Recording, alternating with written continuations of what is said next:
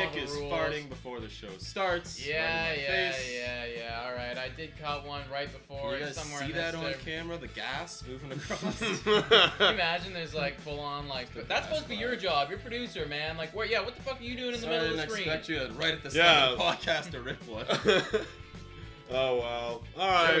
There we are. Anyways, guys, it is the wine on wine. We're breaking all the rules. Nobody's having wine at all. I don't know what's going on. I have a few beers for the live stream that we will be doing after this, so I guess we'll crack into them then. But either way, we're going to be talking Blue Jays, MLB, everything, and question and answer. You guys are going to hit us with the questions. We're going to hit you with the answers that are just our opinions because we really don't know dick about fuck. Apparently. Yo, first things first, title of the video. We got, I don't want to say smoked yesterday, but it almost felt like we got smoked just because it was a B lineup. You could even argue it was a AAA lineup. Pretty much. I was watching the game, and they kept going through the lineup, and it was like, this is their number 4 ranked guy in their prospect system. This is their number 11 guy in their prospect. Yeah. They're all from triple fucking A. Yeah.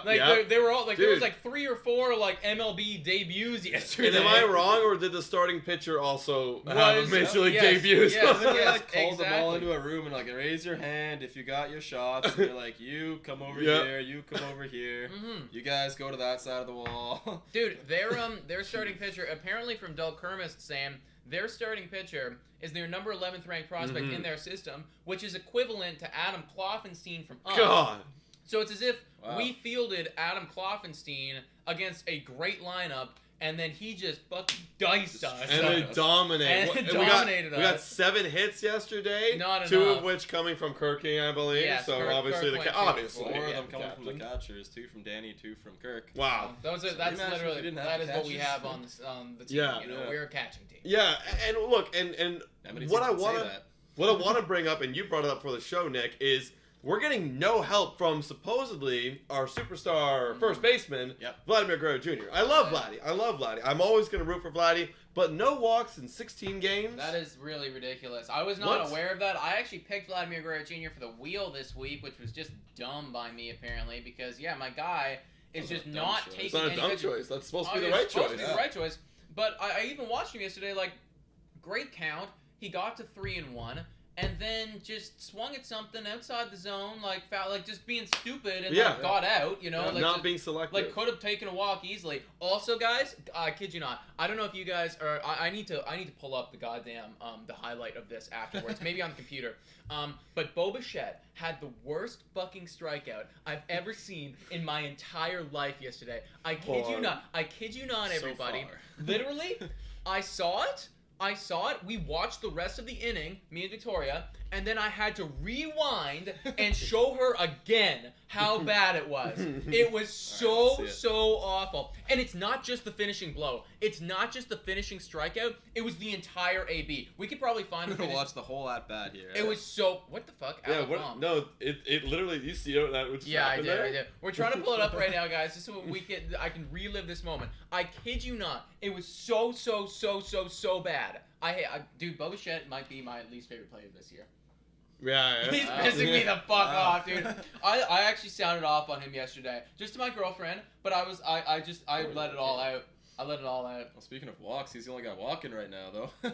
I guess so, which is very strange for him. Flipping rules here, like I don't understand our team at this point right now. It's also like the amount of Bo to Vlad throws where Vlad's taking one out of the dirt, and he hasn't been good at it recently, so it's like you're not good enough to get away with that, Bo. I keep thinking that we're out of the Bo Bichette is wishy-washy at defense sort of thing, but we're just simply not, it will go I was trying to explain to Adam that weeks ago, where it's like you can't just go off one good month of defense. Yeah, and then good defenders are good for their entire career, pretty much, their entire year at the very least. No, I completely agree, dude. This is this. Oh, is this it? Yeah. So this is it. This is it. Okay. Oh, I'm bringing it up, folks. Yeah, we gotta take a quick look at this. And just so this is the finishing blow. But before we even show the finishing blow, I just want to say that the first pitch of this AB, this is a 3-pitch AB. The first pitch of this AB was. Oliveira, but it was a little bit slow. Okay. Let's watch the first pitch. So there's number one. Number two is the same thing, but this time in the zone. And we take that one. Okay, Love it. fine. Never let him know your next And move. then the third pitch is the first pitch. Oh my god. I was so done. You have a runner in scoring position. What are you so doing? done when I saw that, man. I'm choosing to believe that they had no scouting report on this guy, and they were like, oh yeah, he just throws only fastballs. Bo was like, okay. It's like, all right. Yeah, but what a god-awful AB Yeah. that was. And we did not catch that runner in, I No, don't believe. I no. don't think that we got that runner home. Don't usually do. No. Again, a leadoff double by Kirky because he's phenomenal. Did not come home because we're swinging at god-awful nonsense like that. Yeah, and you know what? I will say the one thing, and again, I didn't watch the game. I just watched the stat lines, and like Kevin Gausman coming back here, 6 innings, 2 earned runs, coming back off an injury, great. Yeah. We needed that, and then we just cannot get it through. We just can't. That's 2 earned runs. Yeah. Bullpen gives up 1. It was Banda. Mm-hmm. First of all, that's literally it. If you get 6 innings of 2-run pitching from Kevin Gausman, you're not going to get that again from anyone else except for Manoah and maybe Stripling. Yeah. Mm-hmm. So if you can only do that once, twice, maybe 3 times out of your rotation, and you lose that game against Kansas City AAAers, it was embarrassing. What are we doing? It was embarrassing. Yeah. It was not a I love that we won against Philly, and that was a great John Schneider introduction. I say Josh, you say Joe. Nobody has any fucking idea what this guy's basic white guy name. Basic white guy name. It's just Jay Snyder. That's what I'm talking about, dude. But great opening day game for him. Yeah. Not an exceptional follow-up. So hopefully we win today. Mm-hmm. I know that we have a Patreon member. You want to give him a call? Yeah, absolutely. Gonna ring him up right now. We got Matthew Jenkins coming on the show, everybody. Woo! And while we're giving him a ring, guys, if you want to come on to this show, the Wine on Wine, every Friday, become a Patreon. Links in the description. Did you guys actually see how bad that AB was? Yeah. It was so funny. Yes. Hey, how you doing? What's going on, Matthew? Welcome onto the show again, man. How you doing? I'm doing great. I'm super glad to be back on the show. I had a great time last time. Let's fucking go, Matthew. Let's go. Right there. Dude, first question that's obviously circulating around the Blue Jays community, even MLB community right now. We need to get your Cole's Notes thoughts going on about the Charlie Montoyo firing, the Josh Schneider. Fuck, I did it again. John Schneider. John Schneider coming in. What are your thoughts on the whole managerial shifting and coaching and everything like that, man? Well, I've never been on the Charlie Montoyo train. Ever since he was hired and John Schneider was there, me and my friend would talk and be like, oh yeah, Charlie Montoyo is just a rebuilding guy, and then John Schneider will take us to a championship. I did not like Charlie Montoyo at all. I didn't like him at all. Never even left the station for you, eh? Yeah, You're never on board. He didn't back up the team. I know he led the team. He led the majors in ejections for managers, but they were he would just walk up and get ejected. There was no. No, you're right. They were pussy ejections. Yeah. I wanted some fire after the ejection, right? Stealing first base and walking home with it or something. Well, yeah, and if you're gonna get fucking ejected, then I want the fireworks, man. If we're going for it, then go for it. Strategic none of this half-assed, I'm Charlie Montoyo, half ejection. No, you're so right. You're so right, Matthew. Yeah, and I saw a headline. I don't know if it's just the media. Being the media, but apparently a bunch of anonymous players agreed with the move, and I saw Bo Bichette agreed with the move. Yeah, I saw he was that we too. need a new voice and all that, and I was like, oh wow. Well, I mean, just like you said, John Snyder was John Snyder. Fuck. was that was their coach, wasn't he? Schneider will do a great job. Yeah, he was. He was their coach. Yeah, he was. He was the coach and doing a bunch of stuff in the minors. He's won, and I mean, what does this mean? It doesn't really mean a whole lot, but 3 titles in the minors. Okay. Championships in the minors. Yeah, so hey, I don't know. Still means something. That's something. Yeah, he won with these guys. He did. He won in Double-A with Guerrero and some of the other core and shit like that. It's not going right now. Our core is not doing well. This is true. Yes, and yesterday's game was really stinky, but the second game against the Phillies, there was a couple really good stolen bases, hit and runs. Exactly. Like, they were playing really well. That's what we loved most, the aggression on the base paths. I agree. And, man, like, it was a thing of beauty. I don't know the last time I saw Charlie Montoya put a hit and run on. Like, I actually can't tell you. No, like, I don't know. I don't even think it was in our playbook. Analytics, but everything is just all about the shifts. Yeah, Really he shifts a lot. And, like, I know some people are, talking about the shifts and complain about it. I'd like to see some data to see if it actually worked. Like, let's say if you played them straight up. The Toronto Blue Jays played everyone straight up this year. Would it be better? You know what I mean? Probably not. Probably not. But then again, that's the question. Well, would players then make an adjustment to go and try and beat the shift this there's year? definitely more of a nuance to that versus always shifting versus picking and choosing. Yeah. You know? Yeah. No, I agree with that. But you hear the Blue Jays announcers talk about it all the time.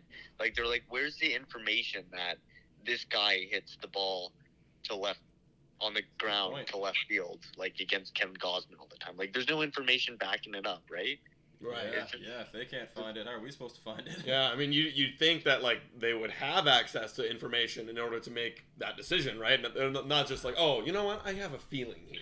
Maybe they're just like us and they're lazy at their job and they're off time. Yeah, maybe that's what happened. Maybe Charlie just got super lazy. Was like, just shift him. Yeah. Just do it. He looks like he pulls. Charlie Montoya also, if you look at a picture of him when he started managing the Blue Jays and then when he got fired, he looks like 45 years older. Holy crap. Yeah, no, I do see that, dude. Like, I think that the position was definitely, like, you know, it was affecting him in the Twitter community. I think that we can point a little bit to the Twitter community. We definitely played our part in that.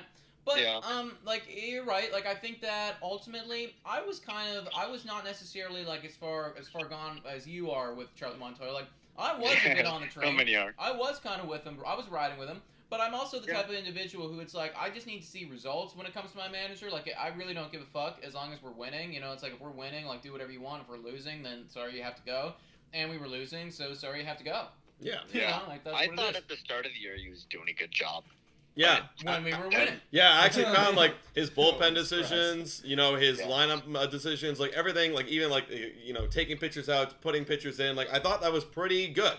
Like, you know, obviously my idea of how to play a game isn't the best idea, and I think we can all say and agree that, like, us on Twitter and on YouTube, we are not MLB managers. Right. You know, we think we know, but we don't. So, but generally, he made the general right call most of the time. But you're not winning, so it's a different, it's more than just stats and moves at this point. It's morale. It's a team energy, and Bo Bichette said it too. He's like, look, we needed a change. They just needed a change. Someone's got to go. Speaking of then, Matthew, great question for you, man, to segue a little bit. Now that we've done this, we played the manager card. It's been done now. You can't really do it again. You have one manager card. We fucking played it. What's the next play? What's the next change that we need to make for this team to then, you know, meet our aspirations and be a contending ball team and be a top 5 MLB squad? Well, I really just think we need our guys to play better. Fact. We got the lineup. I really don't know where you could improve in the lineup to make it that much better. But you definitely need bullpen arms. Where are they going to come from? I really like Scott Barlow. I think Scott Barlow would be the number one guy I would pick. David Bednar too, but it doesn't look like the Pirates are going to let him go. Yeah, they made that decision. That there was him and Reynolds not going this year. Doesn't seem. That's too bad. I mean, Reynolds maybe, but like it doesn't make any sense for Bednar to leave. Yeah. But other than that, like the one couple guys I can think of, like Sam Moll. He's a lefty on the Athletics. He's got like a sub-2 ERA, I think. Okay. He's been pitching well. What about the Tigers? Couple of the Pirates guys. I remember you guys showed that Danny Jansen for Gregory Soto and Jimenez. Oh, yeah. But that's tough. I don't think you can let Danny go with the win. I know. It's tough. Unless, according to TradeValues.com, you're getting back 5 guys, all 5 guys in their bullpen that are good. If that's the case, all 5 of them. Here's one Danny Jansen. For one Danny Jansen, then okay. Yeah. I don't think the Jays can let go of Danny Jansen though. Yeah, I know. You know what? There is something to say. Like, our ERA did get quite inflated when Danny Jansen was on the IL, and whenever he comes back, our ERA drops. So it's, I mean, there's something to say about that. I know this is not going to be the most, not a lot of people are going to love to hear it, but I think if we have to let go of one guy, it's got to be Moreno. Yeah, honestly, you're not. If I was to let go of Kirk have kind of proved themselves by now. Yeah, if I was gonna let go of either Moreno or Kirk, it's got to be Moreno. You gotta hope that Moreno hits like Kirk, and right now, we can't be getting rid of hitters. No, when our hitters are not hitting. No. Kirk's our best hitter. Yeah. He's batting third tonight. God damn it! He's our best hitter. He's been the best here. At the start of the year, he struggled, but this guy, he's the only guy on the team who has a productive plate appearance every single time. Totally. 100%. Everybody else will strike out with runners in scoring position, and I think the team just needs to, I know the analytics show we're a good hitting team, but we don't hit with runners in scoring position. We don't get big hits. It just, we don't hit late in the game. It's all just 2-out doubles. Clutch factor on the Toronto Blue Jays is just non-existent. Dude. That's the thing, man. I feel again, all of our guys are productive by themselves, and literally except for Kirk. I do believe that Alejandro Kirk is fucking clutch. I've seen this guy come up pretty much whenever we need him to. But barring him, most of our dudes just seem to falter whenever the moment is too big. And I see why we're moving Bo Bichette around and stuff. But this guy, in my opinion, from what he's doing right now, is not a serviceable four-hitter to be hitting in RBIs. I just don't see Bo Bichette ever come fucking clutch when there's a runner in scoring position. He just seems to swing out of his ass and nonsense like we were showing earlier. Yeah. He's pissing me the fuck off, guys. He's really upsetting me. I think that's the player he is, though. I think he's going to be a lot not as bad as Javi Baez, but I think he's a lot like Javi Baez. He's gonna strike out a fuck ton, but he's gonna get a lot of big hits too. When Baez is bad, which we've seen this year, it's gonna be really bad. Same with Bo Bichette, right? He's very streaky, but then when he's hot, he hits the ball hard. He hits it to the opposite field. He hits it all over the place. He's like Bo Bichette. Similar types of personalities when you think about the fire they play with, right? Yeah. Well, does Bo Bichette play with fire? I feel like Baez plays a little bit, just visually. You know what I mean? Anyway, I just think Bo's hot, so I associate hot with fire. Oh yeah. Man. I think what the Blue Jays really need is for Vlad to turn it on, because he just hasn't been. Yeah, imagine if Vlad is back to high 900 OPS, low 1,000 MVP again, that really does change the whole lineup. Change the mechanics of the team. He doesn't look like he's playing with confidence at all, though. No. Did you guys see the second game against the Phillies when Charlie Montoyo, he told him not to challenge the call at first, so then Charlie Montoyo did. Right. Yeah. He just looks so frustrated all the time. And he's always been slamming his equipment on the ground and throwing his hands up in the air. Honestly, I feel like he's and I say this a lot, he looks like someone who's locked in his dome, and it's he's trying to find his way out right now. He's talented, but like you said, there was one pitch last night, 3-1 count, swings at a slider away. It's that's not the pitch. He's not seeing the baseball at all right now. 2021 Vlad, he doesn't do that. Yeah, 2021 Vladdy is locked in. He sees the base. He's just not seeing it. He can't see the ball. He doesn't know where it's going. Last year when he walked up to the plate too, it almost looked like he was going to hit a home run every time. Like Josh Donaldson was with the Jays, and he doesn't look like it this year. He just looks a little flustered and swinging at bad pitches. Last year he looked locked in every single plate appearance. This year he doesn't have it. Yeah, I agree. Maybe a managerial change helps that. Yeah. Hey, maybe an All-Star break too coming up soon. Who knows? Yeah. Hopefully he can turn it on. I think the second half is when the Jays, because they have a pretty identical record to what they were last year too. Yeah. But they're not gonna. Everybody knows they're not gonna catch the Yankees, but I think they gotta have that number one wild card spot, because I feel like they're too young of a team to on the road. It has to be, dude. It literally has to be. Matt, we're gonna let you go right now. Just take a few more questions from our current viewers in the chat right now. But really appreciate you calling in, dude. Hopefully big run here, 3-0. Finish strong. They All-Star break coming. You know, we need it. We need it. God, dude. Thank you, Matthew. Thank you for your time, man. Always great talking to you. Awesome. Thanks for having me on the show again. All right, take care, buddy. Cheers, go man. Jays, go. Go Jays, go. Woo. Let's go. Let's go. Shout out, Matthew, man. Dude. You guys want to call in, then just become a Patreon member. $3 a month. We'll get you in the show, and you can talk just like Matthew. Such a cool dude. Yo, all this talk about Guerrero has got me thinking. I was actually thinking about this on the bus today coming back as like a question for the Wine-on-Wine. And I remember when we were just starting out this podcast, literally about 2 years ago, we had a collaboration with a Red Sox podcast. And I forget exactly their names, so I apologize. I apologize, yeah. I apologize. I don't remember their names off the top of my head. I don't know if they're still going. If they are, then, like, shout out. Mm-hmm. But the one question that I remember discussing there and kind of breaking down, and we were all very split 2 years ago, and I wanted to revisit that, was if you could build a franchise, if you could pick one player, would you choose Vladimir Guerrero Jr. or Rafael Devers at your third base spot to build your team around? And I remember the Boston Red Sox guys, they were making a strong argument for Rafael Devers. They eventually went there. I think that we ultimately said Guerrero and just hoped that he hit, because at this point he hadn't even had his 2021 year. No.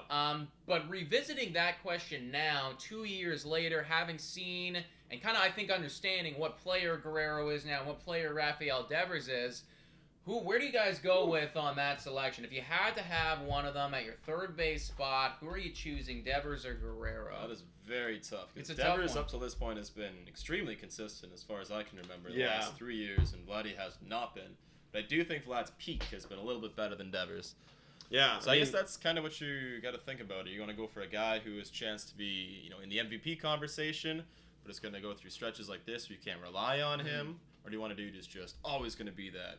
Yeah. Almost like an Anthony Rendon type of player, Yeah, like before all the injuries. Well, and prior to this, but we're talking like 4 or 5 straight 900 OPS seasons. He was locked and loaded, but he was never talked about as the best. Now, I will say though, I do believe that this year that's kind of changing things for Devers. Like right now, you could argue that he is the favorite for MVP with a 4.1 WAR and almost a 1 OPS. I would still say the highest he's third behind Judge and behind Ohtani, but yeah, like he's definitely top. He's definitely top 3, I'd say. Like you could make the argument that he's definitely the best third baseman. Mm-hmm. Yeah, 100%. He's the best. Like I mean, like it was literally between him and Jose Ramirez, and and he won. So I think the one point that I want to make though is like I don't think that this high right now, like this high batting 327 with an OPS of 978, I don't think that this high is very different, than Guerrero's high. No, not at all. You could argue that very similar. You could argue that it's very similar, potentially even better with that batting average. So I think that the ceilings, they're a lot closer than we might consider. Yeah, like very similar to last year. Like the batting average is there, the slugging's there, like the homers are there. Like the only thing I see is Vlad has more walks. Like he gets more walks in his MVP. Think about last year Vladdy around this time was still like a lot better than this too. Yeah, he was batting like 3, like what was it was like 337, like he was messed up. Like 1.08 or something. Yeah, like he was touching 1.1. Does that mean that you think that you would side with the Guerrero? You think if you had to choose a player? I still will. However, also when that conversation was made, Vladdy was still playing third, right? And there was the hopes that Vladdy can be built up into this. Yeah, you're right. Sorry, excuse me. They're no longer a third baseman. Right. Yeah. Right. So now it's a third versus first base argument. I still want to go Vlad, but. Yeah. That's very tight. I would not fault you for taking Devers. I feel like I would slowly start to lean more towards Devers because, like, for me, consistency is key. I need players who show up, and I know I can rely on you, just like an ace. When you're on the mound, I can rely on you. Jose Barrios, hey, your peak, it can be really good. 13 Ks. Like, Yeah. But when you're bad, it can be really bad, and I don't feel comfortable. That's why I love Alek Manoah. This dude's consistent every single time. Love him. So I would. Sorry, Blue Jay fans. I would lean Rafael Devers. See, I think that might be the right choice. I would probably lean Devers as well, which I hate to say, but I think that the difference for me is is the fact that he is doing this right now. And I think that before this season, you could have made the argument that you're right. Guerrero's ceiling is just simply higher than Devers. But I just don't think that you can make that argument anymore. Like, I think that you can say right now that Devers, it's like, very easily could finish second in MVP this year. Might even make a play to win MVP. So if that is the case, and their ceilings are identical, basically, then I tend to side with the player that is showing you a little bit more consistency. Well, I hear what you're saying about the ceiling, but the only thing I'll say about Devers again is we're halfway through the season. He's doing this. Halfway through the season last year, Vlad was above it and still finished above what he's doing. Devers is doing right now. Right. Even after, what was it, like a really bad August that Vlad had? Yeah. Like that, yeah. So, I mean, if Devers consistently keeps this up the whole year and he finishes in that top 3 of MVP voting, then I think we can say that. Okay. All right. That's fair enough. Fair enough. I want to hear what you guys in the comments down below think. Yeah. Who would you rather have to build your franchise around? I'm surprised that I'm the one defending Vlad here, because I'm the only one that owns Devers in our fantasy league too. Yeah, I thought that you'd be all in on the Rafael Devers. No, I would trade Devers for Vladdy, definitely in fantasy for sure. Yeah. What about this season? Like dynasty? Still would, yeah, he's a keeper, right? Dynasty. Yeah, you know what? It's close. Yeah. Well, I think maybe for me, I'm leaning because I'm biased towards the Jays, and I would love to watch Vladdy in his career. Imagine, okay, yeah, well, that's a whole another aspect. That's another thing, I mean, right? I have fucking Steven Strasburg on my team for 4 years running, just so I can name my team Bob Strasburg. There's definitely some loyalty on that. You change your name this year? I finally dropped him. I haven't changed it yet. No. I'll pick him back up again when he's healthy. I think, honestly, I'd probably trade for Vladdy in Dynasty, but it has nothing to do with the player. It's more like I just project the Blue Jays' overall team to be superior than the Red Sox for longer, and that'd be my reasoning. But if you took Devers, you put Vladdy on the exact same lineup, the exact same team, and for Dynasty purposes, I might end up choosing Devers. They're like pretty comparable in terms of like they play every day. Yeah. Like the counting stats are always going to be there, and so like great, they're excellent for fantasy. Yeah, no, they are absolutely phenomenal. Are there any questions in the chat? I can't really see them from over here. Yeah, I've been looking. No questions right now. I know we had one way earlier, like right when we began. It was like, "Are you going live tonight?" And yes, we are. We are going live. All right. Well, if there's nothing in the chat, then hit us with it. Capital letters. We do have some in the box, so yeah, we need to do that. We're only going to be live for like 10-15 minutes longer, so if you do have any, then hit us with them right now. We got KM in here saying, "Should Springer be batting leadoff?" What are your thoughts? Should Springer be batting leadoff? I thought so, yes. Like, unequivocally, yes. I mean, yeah, me too. The leadoff, like, I'm curious as to why, just because he's struggling a little bit recently. The average is dropping. Right. He's not like the prototypical leadoff man. But number one, Springer is just way better at hitting leadoff than any other spot in the lineup. Like, from a Springer standpoint. I looked up these stats like a year ago. I know, I do know what you're talking about. I think the answer is yes, but it's not necessarily because I wouldn't want to experiment with him other places. I just don't really know who we'd put there. Who we'd put on the leadoff spot. Who to put? Espinal, like, maybe. I'd be interested in. I'd be interested because if we're gonna be doing this like lineup shuffling and shit like this, I'd be interested in just trying Springer at a different place for a few games. Just seeing, you know, just to double check, being like, oh, like does this work better, you know? But ultimately, I think like, if I had to choose one thing that we're going with for the rest of the year, I'd probably choose first. But I do think, you know, maybe a little bit of experimentation could be fun. I just don't know who else you'd put there. Like if Biggio was like at his perfect elite Biggio, like at his ceiling, maybe Biggio could be a number one, but. Yeah, you're right. I don't know. Yeah. no. Okay, he's too slow. He's too slow. Then we're just going at the fucking want our best batter to bat first if we're doing that. Yeah, like there really isn't anyone who is a leadoff guy. Yeah, literally Espinal and Biggio. Those are the three. Like, faster, and you'd have to be just a better batter in general because you want like, your best bats to get the most at bats. You need to get on base. You need a decent bat. And need some legs. See, if Bo was better, I'd say we could put Bo there, but like Bo sucks. He's not. Yeah. So like it's George Springer. Like George Springer is the guy. You just said it because you I said it because I wanted to. Yeah. Well, look at this. Well, the OPS, the on base is starting to drop. Earlier this year, it was like 360, 350. Now it's starting to drop quite a lot. No, it is dropping, dude. Like, he's not doing great. Guerrero's not doing great. Bichette's not doing great. Those are kind of like our best. They're supposed to be our best hitters. Our best guys, you know. Like, literally, it's like, my boys are fucking carrying the team right now. We got Lord. We got Kirk. Fucking answering all your prayers right now. That's it. That's all we have on this fucking team. That's all we have. Maybe the Lord. T.O. The Lord, I was thinking about the Lord, but he's I don't know. deceivingly slow. Yeah. Nah, he's kind of slow. Yeah. He's very streaky as well. Again, so that's... this is one of these things where it's like I'd be okay with trying it for a few games. Just to I thought experiment. about Tio as well, but I don't. He think strikes out too much. He strikes out last too hitter. much. Like he doesn't fit the mold of what I want in my. You need to put the ball in play. He fits the mold of a number 4 hitter where he's just gonna needs slap to do him better. around, you know. George Springer needs to do better, folks. Yeah, he has to play better. Guerrero needs to play better, and so does Bo Bichette. A lot of people need to play a lot better. In order of operations, though, Vladdy, Bo, then Springer. Right. Like who needs to pick it up? Yes. No, 100%. Because at least like this is what I'd see Springer's floor being. You know what I mean? Any lower though, and I'm gonna start getting upset. I'm getting upset about this. With that being said, did you guys want to talk about the lineup changes yesterday as well, or do you want to talk about what we expect here? I'm okay with it. Is it the same lineup again tonight? I know you were looking at it earlier. Yeah. Is it? Yeah. I think it is, unless they like some of the bottom guys. Kirk's batting third. Vlad's batting 2. The main things are the same. Yeah, like those are what's different, and then Bo is going to be doing 4. Okay. Yeah, I think everything is the same except Danny Jansen is not playing today. Okay. The rare Tapia number 8. Oh. Yeah. Yeah. This is a good lineup. Tapia is not as good as like he was supposed to be. No, nobody's as good. Yeah, you know what's funny? Normally you'd see Tapia number 6 and push down Lord and Chapman. But Schneider's going, hey, wait a minute. That doesn't make any sense. That doesn't make any sense. Why are we putting him 6? He doesn't drive and run. Wait a minute. Anyone know why we're doing this? Anyone?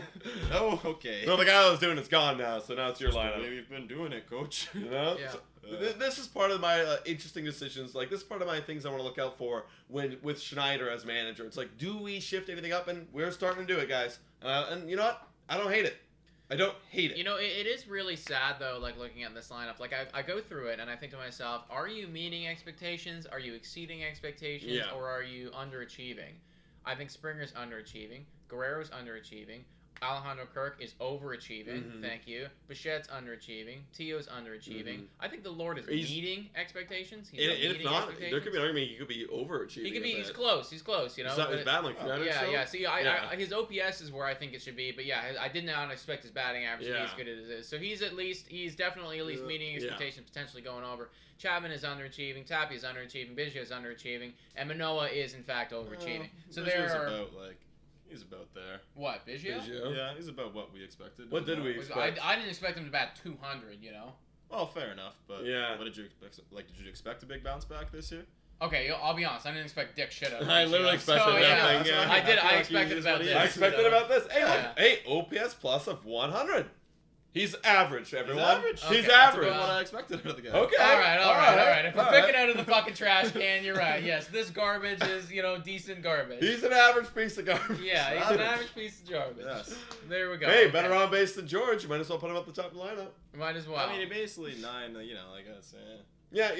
That's why he's 9, right? He's the second leadoff hitter. Yeah, exactly. But the point being, though, that like there are a lot of guys in that lineup who are not doing what I expected them to do off the top of the season. Very much so. So that needs to be fixed immediately. Yeah, guys need to do better. You guys want to take something from the box? Yeah, I'll grab something right here from the box. And it's too bad none of these guys are clutch. Because like even if you were like below expectations, but clutch, like Gurriel with bases loaded. Amazing. That is elite. We got a question coming here from Dylan Ace and Nick. They say, would you rather trade for Josh Bell or Juan Soto? What would you give up for that player? Well, I'm pretty sure we all know who we'd rather give up. Yeah, I think that's pretty self-explanatory. Yeah, but what we would give up for that human being, a lot. It's obviously Juan Soto. We're talking about Juan Soto. Juan Soto. The farm.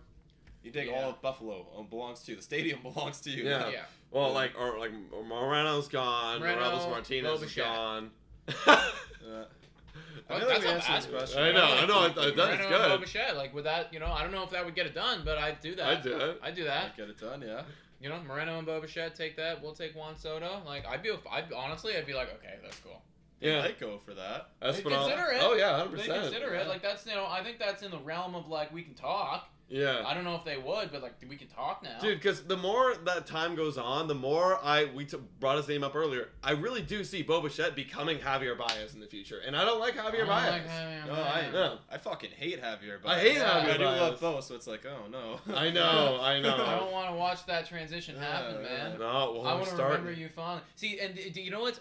Can we pull up Bo Bichette's numbers again? I've been talking about him so much. I feel bad that I've been kind of crapping on him, but I own this guy's goddamn jersey, so it's like I want the best for him. Yeah, but look at his entire career so far. Let's look at his entire career. What is the trend that we're watching right now? Down. You know why? Last year you know was good, why? though. It's all down. It's down, but You know why though? Because pitchers know how to beat him, and he's not making the adjustments. Very true. The strikeouts that we see, sliders, curveballs, breaking balls, off-speed pitches, in the fucking dirt. They're in the dirt, and he's chasing them. He's not making the adjustment. Batting average has consistently gone down. Now, the first 3 years, still all elite, but this year, consistently going down. OPS is going down. On base is going down. Everything's going down. We're just, we're slowly getting worse. This is not what I want to see. I don't want to watch this. No. I want to watch you go up. Yeah. It's definitely not a franchise cornerstone right there. No. And he's supposed to be. Yeah. He's supposed to be, and he's not. He's just not. Do you know what I was looking at too the other day? I was looking at Bo Bichette, and then I was looking at Lourdes Gurriel Jr. And Lourdes Gurriel Jr., his career numbers are very similar to Bo Bichette. And I never consider, I always considered Bo Bichette to be like a tier or 2 tiers ahead of like Lourdes Gurriel Jr. But just looking at the career numbers, I'm like, shit, like that's not that far off. 810 OPS, 286 batting average. Almost the same. Like we're 818, 290. We're very close, and like we're very close to surpassing or being identical here. Yeah, and Bo's not a home run hitter that much either. Like he's got 14 bombs this year. Like he'll probably end up with like mid 20s, like high 20s. But like the Lord, I mean, he's like give him a couple bombs. That's it. But the difference is, it's like the Lord. I knew this was you. Like I was good with this. Like this is who you are, and I'm happy with it. And I believe that you're an underrated player. Bo Bichette, though, you can make a very strong argument that he came into this season overrated and is proving that right now. Yeah, I think he just hasn't delivered on the potential. No, not right now. Not even close. No. But like, not even just the batting. Like the fielding is so like bad that you can't make up for anything. It's really shoddy. Yeah. I like it. Yeah, Bo Bichette's next on Nick's kill list. Yeah, man. I see the way you talk about him. Yeah, it was honestly, it was that strikeout last night. That was strikeout. It was just like that so sent me over ugly, the edge. yeah. I was like, we got a beautiful leadoff double from Kirk, and now we have horrible AB. Bo Bichette coming up. It's like honestly, I told Victoria when it happened, I was like, we just need to move him over.